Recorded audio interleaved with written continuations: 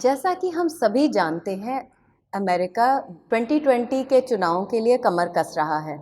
America में दो party प्रणाली है, रिपब्लिकन पार्टी जिसको जीओपी कहते हैं और डेमोक्रेटिक पार्टी जो डीएनसी कहलाती है। रिपब्लिकन्स रूढ़िवादी या कॉन्जर्वेटिव हैं और बाइबल में विश्वास रखने का दिखावा करते हैं। ये क्लाइमेट चेंज डिनायर्स हैं जो उनकी फॉसिल फ्यूल कंपनी डोनर्स या दाताओं की इच्छा के अनुसार है। ये गर्भपात विरोधी हैं जो इनके ईसाई मतदाताओं पर सूट करता है। ये राइट विंग हैं और विशुद्ध पूंजीवाद में विश्वास रखते हैं जो सभी बड़े बैंकों, कॉर्पोरेट हाउसेस, डिफेंस इंडस्ट्री के लिए उपयुक्त है। दूसरी ओर डेमोक्रेट्स को लिबरल माना जाता है। वे जलवायु परिवर्तन में विश्वास करते हैं। वे सभी धर्मों के प्रति समावेशी हैं। हालांकि ये अलग अलग पार्टियां लगती हैं, लेकिन दोनों पार्टियों को उनके कॉर्पोरेट डोनर्स ने खरीद लिया है।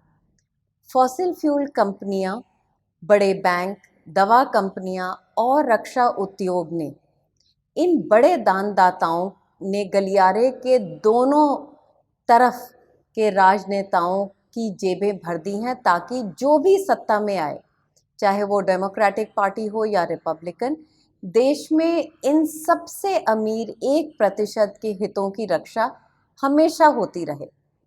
इस चुनाव में वर्तमान राष्ट्रपति डोनाल्ड ट्रंप रिपब्लिकन पार्टी के उम्मीदवार होंगे। डेमोक्रेटिक पार्टी ने एक लंबी प्रक्रिया के बाद अपना उम्मीदवार चुन लिया है। इस वीडियो में मैं डीएनसी के भ्रष्ट खेल के बारे में बात करूंगी। इस बार डीएनसी की प्राइमरी रेस में दर्जनों उम्मीदवार थे।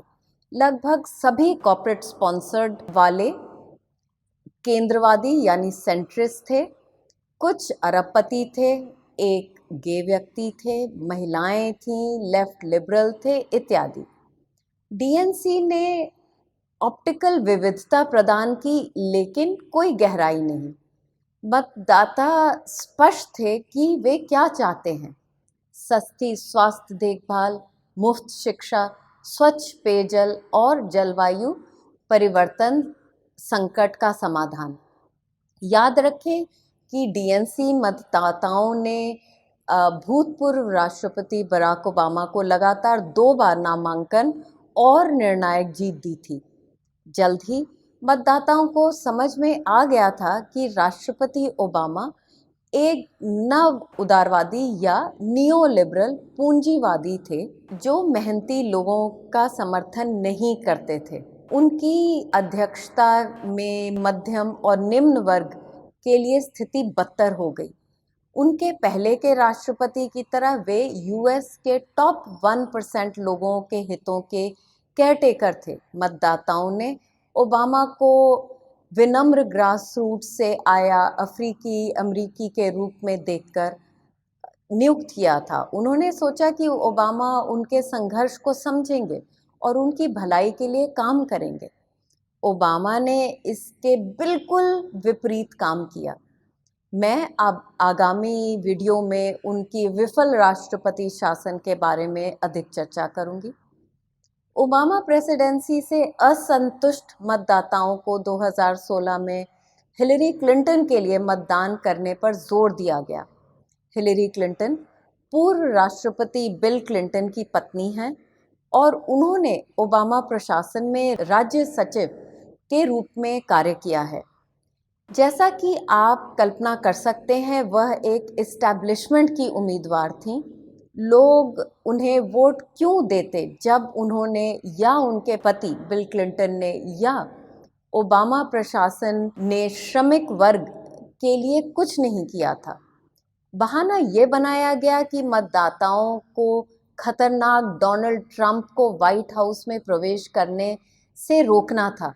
भले ही हिलरी क्लिंटन को मतदाताओं की ज़रूरत के प्रति कोई निष्ठा नहीं थी। हिंसक शासन परिवर्तन युद्धों पर उनका एक गंदा रिकॉर्ड है। एक रक्त चूसने वाले राक्षस की तरह वह विभिन्न देशों जैसे लीबिया, सीरिया, वेनेजुएला में निर्दोष लोगों को मारने में महत्वपूर्ण भूमिका निभाती रही हैं।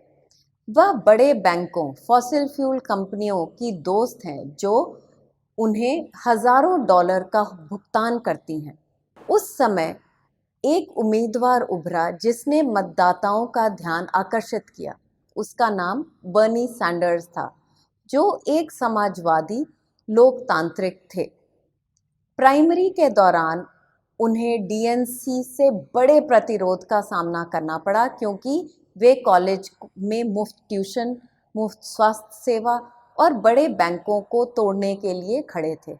उन्होंने कॉर्पोरेट मनी को या कॉर्पोरेट स्पॉन्सरशिप को स्वीकार नहीं किया। उनके अभियान को आम लोगों द्वारा वित्त पोषित किया गया।